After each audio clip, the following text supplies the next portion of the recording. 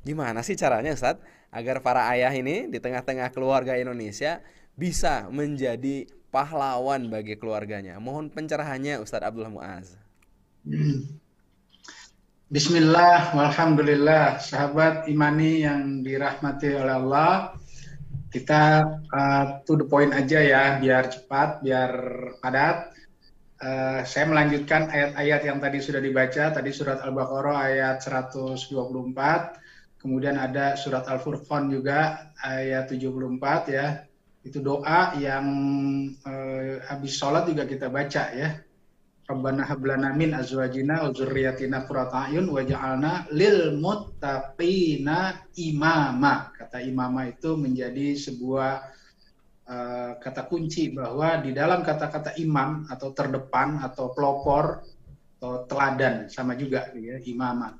Kemudian sudah menjadi kesepakatan dari seluruh pendidik baik muslim maupun non muslim bahwa di antara sekian pedoman utama atau metode utama dalam pendidikan adalah keteladanan, sehingga sudah menjadi aksiomatik ketika seorang ayah pada awalnya dulu bersalaman dengan calon mertua dengan prosesi yang sangat singkat, barangkali cuma 30 detik atau setengah menit, tetapi oleh Allah Subhanahu wa taala dikatakan sebagai mitsaqan ghaliza, perjanjian yang berat. Artinya bahwa eh, ketika bersalaman itu tanggung jawab beralih dari seorang mertua ke suaminya sekarang kan begitu ya. Nah, itu artinya seorang ayah menjadi gelar yang harus dipertanggungjawabkan, tidak hanya sekedar menerima gelarnya tetapi tidak siap bertanggung jawab.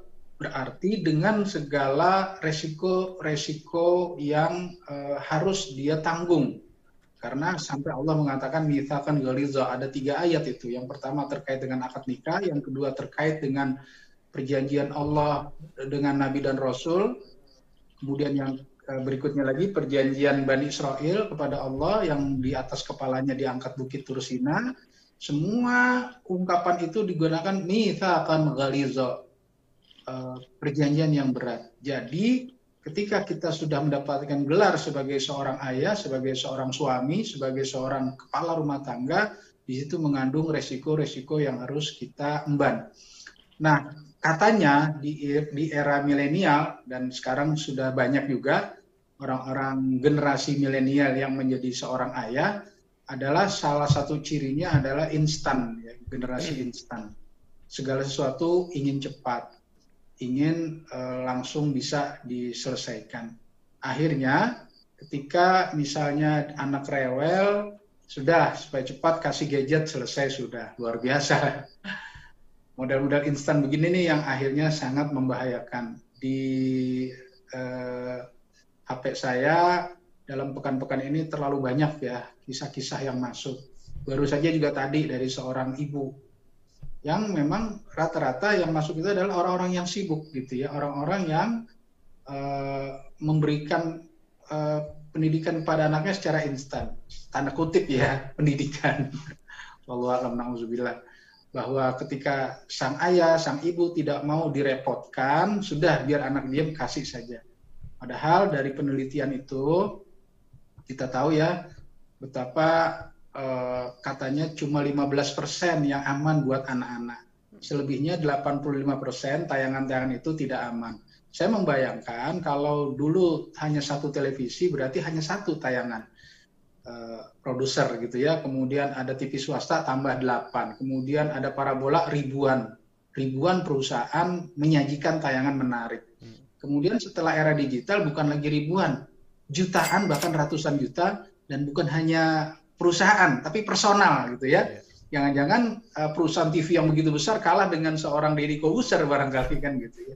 Dan seterusnya. Jadi sekarang ini ada jutaan bahkan ratusan juta tayangan-tayangan yang semua pengen menarik tanda kutip baik perusahaan maupun personal yang menyajikan tayangan yang nggak mungkin lagi nggak ada yang menarik, pasti semuanya menarik gitu, menarik tanda kutip ya, bahwa dari yang menarik tadi itu hanya 15% katanya yang aman buat anak-anak.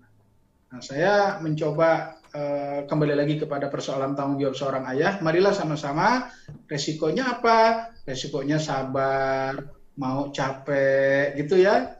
Dan juga selebihnya kita bermohon kepada Allah Subhanahu wa taala. Tadi juga sudah disinggung banyak ayat, tetapi ada juga ayat yang luar biasa nih. Doa yang sangat indah yang diluncurkan oleh Nabi Zakaria ketika ingin sekali punya anak. Ada 3 orang nabi yang sedih karena usianya sudah tua, belum punya anak. Nabi Ibrahim, keluarga Ali Imran, dan Nabi Zakaria. Usia sudah tua, belum punya anak. Sedih, akhirnya berdoa pengen punya anak, bukan karena takut kesepian, bukan takut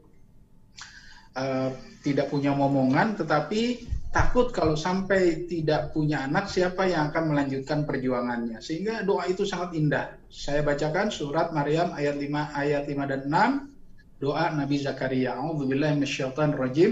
Wa inni khiftul mawaliya min wara'i wa kanat imraati akiran fahabli min ladunka waliyya yarithuni wa yarithu min ali yaquba waj'alhu rabbi radiyya. Ya Allah, saya takut kalau nanti meninggal dunia tidak ada lagi generasi muda yang akan melanjutkan perjuangan saya, ya Allah.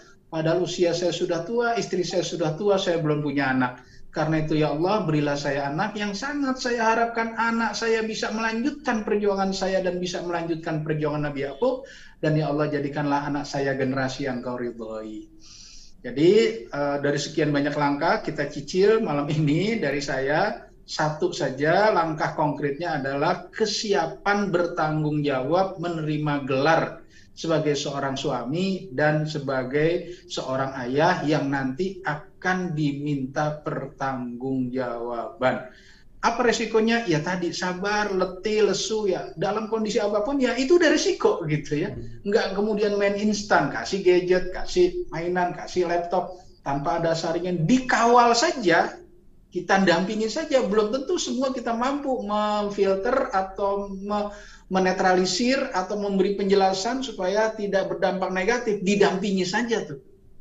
Bagaimana pula tidak didampingi? Nah, inilah ketika barangkali orang-orang sibuk dengan protokol COVID yang memikirkan bagaimana supaya tidak cepat menyebar dan sebagainya, kemudian ada kegiatan-kegiatan Zoom, maka saya yakin bagi para pendidik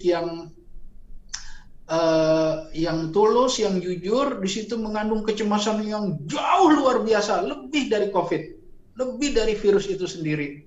Bagaimana dampak anak itu ketika belum ada kesiapan menggunakan sarana-sarana digital, baik kesiapan orang tuanya, kesiapan anaknya, juga kesiapan guru di sekolahnya di dalam menangkal efek-efek negatif.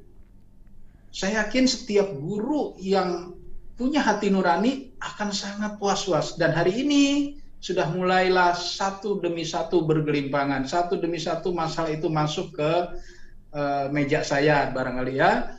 Betapa dahsyatnya ketika orang tua lalai di dalam memberikan gadget. Kami berkomitmen di keluarga bahwa anak-anak kami baru kami akan berikan gadget itu ketika usianya sudah lulus SMA atau sudah mahasiswa, karena memang jauh tempatnya gitu kan, dan alat komunikasinya alternatifnya udah nggak ada. Kayak dulu telepon meja segala macam udah nggak ada, sekarang semuanya serba itu. Ya sudah, akhirnya anak-anak kami baru kami berikan gadget itu setelah mereka usia masuk. Kenapa? Karena kami juga belum merasa siap gitu ya untuk melepas anak-anak kami. Dibiarkan begitu saja dalam hitungan detik, dipencet dengan data yang sangat murah, bisalah diakses gambar-gambar terkutuk, video-video terlaknat di mana saja. Maka nanti kita akan lanjutkan di langkah-langkah berikutnya. Jadi sekali lagi saudaraku, langkah pertama, yuk sama-sama kita siap menerima tanggung jawab gelar yang sudah kita terima, yaitu sebagai seorang ayah, sebagai seorang kepala rumah tangga yang nanti akan diminta pertanggungjawaban oleh Allah Subhanahu wa taala. Itu dulu, ya, kita lanjut dialog.